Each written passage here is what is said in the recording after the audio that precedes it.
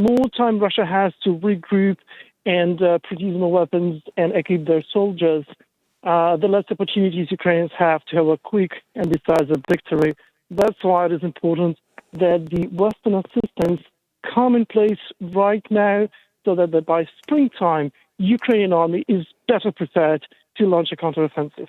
First, tonight, world leaders have offered their condolences after 3 senior figures in Ukraine's interior ministry were killed in a helicopter crash beside a nursery east of the capital, Kyiv. 14 people died, including the interior minister and a child. 25 people are in hospital. Officials say they are investigating several possible causes, including sabotage, a technical malfunction, or a breach of flight rules. President Zelensky addressed the World Economic Forum in Davos and described it as a terrible tragedy that had claimed the lives of true patriots. 10 hours ago, a tragedy happened near Kyiv. The helicopter crash claimed lives of the Minister of the Internal Affairs of Ukraine, his colleagues and helicopter crew when it fell near a kindergarten. 14 of Ukrainian families lost their loved ones today, and many more families are losing daily because of the war. And I shall ask you to honor the memory of every person Ukraine has lost with a minute of silence. Well, the delegates gathered there in Davos all observed a minute's silence. Earlier, I spoke to Sergey Petukhov, Ukraine's former Deputy Minister for European Integration. He gave me his reaction to news of the crash. Well, it's a big tragedy for everybody in Ukraine. I personally knew some of the people that were on this flight who worked with me in the government previously. And what's even more tragic is that it happened in direct vicinity with a kindergarten. So we have children who died or suffered from this crash. And I think it's devastating for many of us, given, the other tragedies that are happening all the time in Ukraine.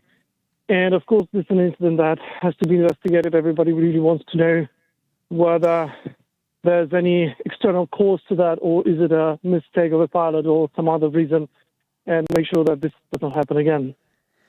What do you know about the possible cause of the crash? No, it's hard to tell at this point. There's been some people who witnessed the crash, and there's footage that has been surfacing. It seems that this helicopter was flying on the low altitude, and for some reason, either got entangled or damaged the buildings around there, or there could be other reasons. So it's very hard to tell at this point. I would not speculate on that. That's the information that we have right now. The security service has been investigating this, and they've promised to report on this as soon as they get any clarity. Tell us about this minister and his work. Yeah, I've used to work with him when he worked in the committee of the parliament. Then he was appointed. He is the first, civilian minister of interior as a consequence of reform, where the ministries were detached from their national police. And also serving with him his deputy, who previously worked in the Ministry of Foreign Affairs. Then the prosecutor's office was Mr. Evgeny Yenin, who was overseeing, among other things, our international claims against Russia, who has been a very experienced diplomat. So this is a very tragic loss for Ukrainian government overall. I mean, these are some of the people who proved to be a people of integrity and knowledge that is necessary right now for the country. And as you were saying, this crash happened right by a kindergarten, very distressing for local people.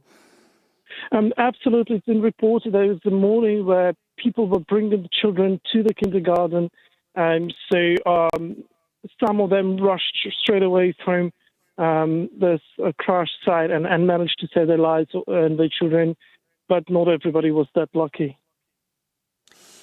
Your President Zelensky has been addressing delegates at the World Economic Forum in Davos. he said, well, there are no accidents in war. But clearly, his overriding message to the international community was on the need for more weapons and for more tanks. How important is that? Well, it's very important for Ukrainians. Look, I mean, this war took a very hard toll on all of us. It's not only direct casualties to the armed forces, it's also the casualties among the civilian population, people who are in stress, people who left the country, people who have been influenced in some, unexpected ways by this war. I mean, in many places, the hospitals are overwhelmed by the wounded people, so you wouldn't be able to get your, routine operation or a check if you need it.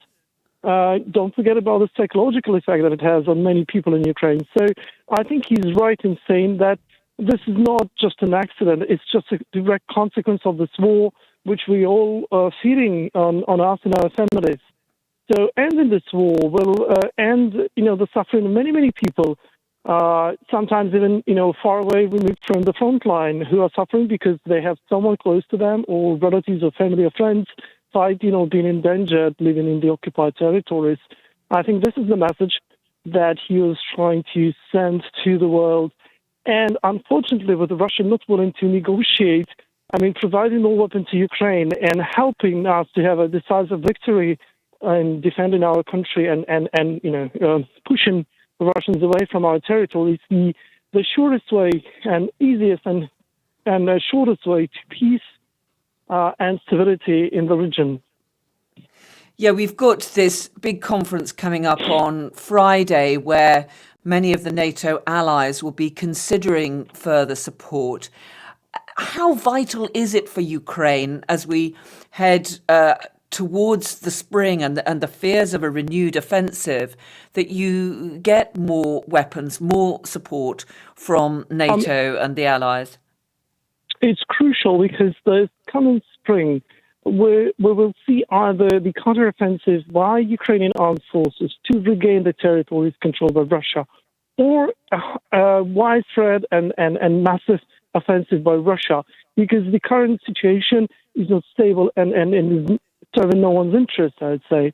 And for that, Ukraine needs a heavy weaponry. Specifically, we've been talking about the tanks that are necessary to successfully fulfill this massive counteroffensive, regaining huge areas under control by Russian troops and supporting our infantry and artillery. And I think that we've seen, the Britain making this decision of giving the tanks and some other nations following that. So hopefully those meetings that are coming in the coming days will see a change in attitudes of our allies in, making sure that they are providing the weapons necessary, in particular the tanks, the artillery, and the financial support that is necessary to launch this massive counteroffensive. If Ukrainians don't do that, we will at some point see a massive offensive by Russians trying to gain more territory as they've been declaring for the past several months. Yes, we've had this defiant message from Vladimir Putin claiming that he will declare victory over Kyiv, but he didn't announce the further mobilization which many people feared. Just finally, do you fear that Russia is preparing for a renewed offensive, perhaps in the spring? Now, Putin never brings bad news to Russians. He always lets someone else to say that. So I'm sure, and it seems that they are preparing the mobilization, even just to stay at the positions that they are. They're losing people at a huge rate daily, so they need to replenish their ranks. But it will never be Vladimir Putin who says that. So it will depend on the economic capacity of Russia, how many people they can mobilize and equip. They had troubles doing that with 200 to 300,000 people that they've already mobilized. So it remains to be seen whether they manage to do that for high numbers that they need to launch an offensive, or whether they will fail in that. And the time is running. The more time Russia has to regroup and produce more weapons and equip their soldiers, the less opportunities Ukrainians have to have a quick and decisive victory. That's why it is important that the Western assistance come in place right now so that by springtime, Ukrainian army is better prepared to launch a counteroffensive. Well, that was Sergey Petukhov, Ukraine's former Deputy Minister for European Integration, speaking to me just a little earlier here on Times Radio.